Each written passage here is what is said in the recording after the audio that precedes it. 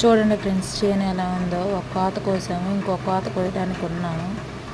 కోత కూలేమో 400 నుంచి 500 ఏమో నడుస్తున్నాయి. యార్డ్లో చూస్తేనేమో రేట్లేమో అట్లా ఉన్నాయి. కోత కొయ్యాలా కొయ్యొద్దా అనే ఇదిలో ఉన్నాము. ఈ పెట్టుబడులు ఈ కూలీలకన్నీ వెళ్ళి మిగిలే ఫ్రెండ్స్.